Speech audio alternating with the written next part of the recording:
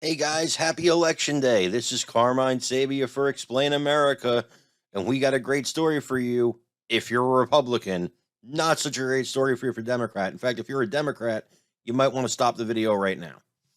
But if you're a Republican, please stay tuned. But first, please make sure you like, you share, you subscribe, you comment, you show all your friends this video. Take it to the park with you, show it on your phone.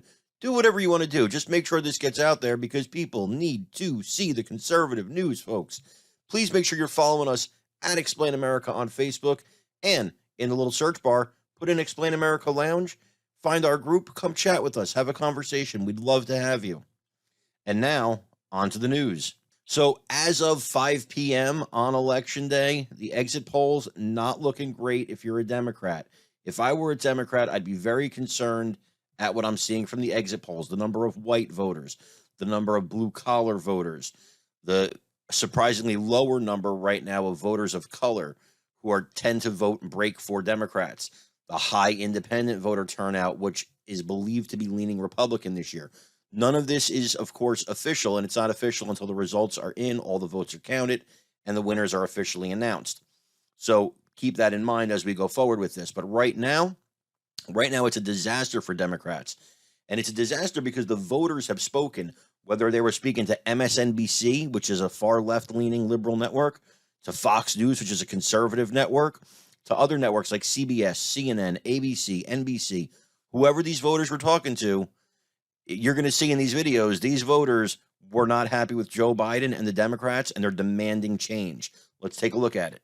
I'm with my friend Argentina, and we just met Argentina, and we had a candid conversation because you voted for Joe Biden, but you feel a little differently now. Why? Because of what's going on now.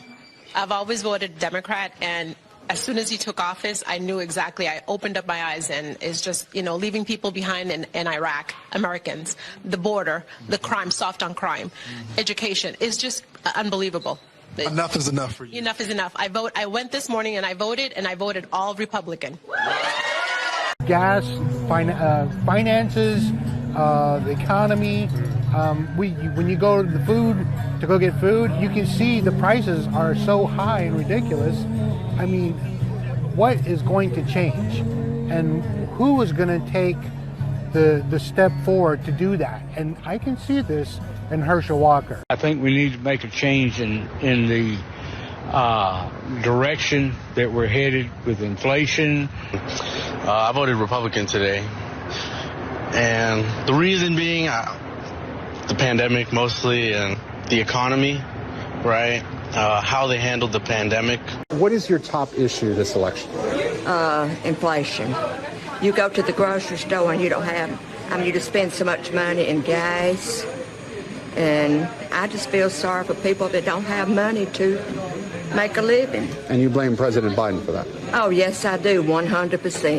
Ma'am, what's the number one issue for you? Education and getting us back to where we were, where our economy, we could go out and spend our money, where people can go to the grocery store, people can shop, buy their things, and not have to give up something because they want something else. I am about to have my 7th grandchild in December, and I want our country to be great again. And you say that's why you're voting for Kemp. I am voting for Kemp. I am for Herschel Walker.